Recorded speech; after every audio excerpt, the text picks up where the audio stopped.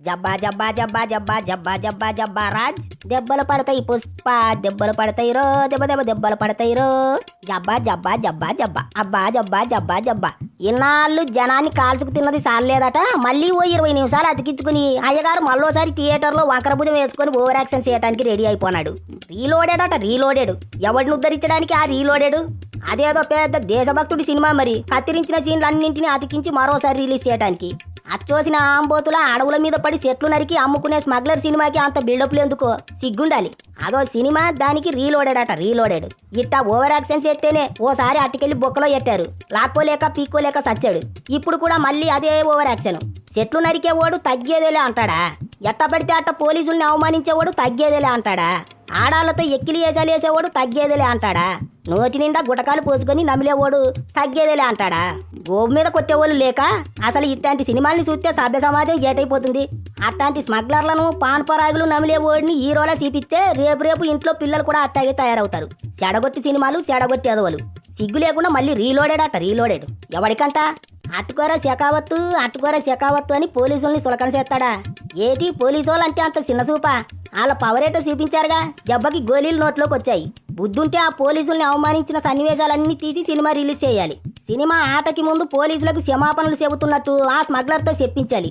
బుద్ధుండాలి అట్లాంటి లంగోటా సినిమాలు తీయడానికి. మళ్ళీ రీలోడెడ్ బొక్క అని ఓవర్ యాక్షన్ ఒకటి. మళ్ళీ చూడటానికి ఏటుందయ్యా సినిమాలో? అయ్యగారు దేశోద్ధారకుడా, లేకపోతే మంచి రాజకీయ నాయకుడా, లేకపోతే పెద్ద పోలీస్ ఆఫీసరా, ఐఏఎస్ ఆఫీసరా? పోనీ ఏటీ కాదు కాస్త మడిసిలా అయినా ఉన్నాడా? సీసీ చెవుల్లో గుబిలి తీసేవాళ్ళ ఆ వాలకం, ఆ జుట్టు గడ్డం చూస్తే సిరాకొస్తుంది. ఫీలింగ్స్ వస్తున్నాయని చెప్పి పడగదిలోకి లాక్కెళ్ళటాలేటో పిల్లలతో కలిసి చూస్తామా ఇట్లాంటి సినిమాలు? సిగ్గుచేరం ఉండాలి ఇట్లాంటి సినిమాలు తీయటానికి. స్మగ్లర్తో ఫోటో దిగలేదని ముఖ్యమంత్రిని మార్చేస్తాడట. ఇదెక్కడ ఈ చిత్రం అయ్యేటో మరి? ఇంత అహంకారమా? పెద్ద చెట్లు కొట్టే మునగాడు వచ్చాడని అయ్యగారు రాగానే ముఖ్యమంత్రి గారు లేచి నిల్చుని ఫోటో దిగాల? భూమి మీద కొట్టేవాళ్ళు లేక ఇట్లాంటి ఎదవ సినిమాలన్నీ తీస్తున్నారు. ముఖ్యమంత్రి గారి స్థాయి ఏంటి, ఆయన పదవికున్న గౌరవం ఏంటి? అట్లాంటి వ్యక్తుల్ని సినిమాల్లో ఇట్టా చూపిస్తే అడిగేవాళ్ళు లేరా? లక్షల మంది ప్రజల అభిమానాన్ని గెలుచుకుంటే గానీ సీఎం అవ్వలేరు. అట్లాంటి వ్యక్తుల్ని సినిమాలో ఓ స్మగ్లర్ చేత అవమానిస్తారా? దిక్కుమాలిన సినిమా. దొంగ కోళ్ళు పట్టేవోళ్ళ ఆ బట్టలేటో, ఆ రింబోలా అవతారం ఏటో చిన్నపిల్లలు చూస్తే పక్కలోనే చూసిపోసుకుంటారు. తెలుగు సినిమా పరువు తీసారా బాబా అనుకుంటుంటే అట్లాంటి సినిమాని మళ్ళీ ఇంకేవో పనికిమాలిన సన్నివేశాలన్నీ కత్తిరించారని అవన్నీ అతికించుకుని వచ్చారు. చిల్లర పోగేసుకుందామని వచ్చారు.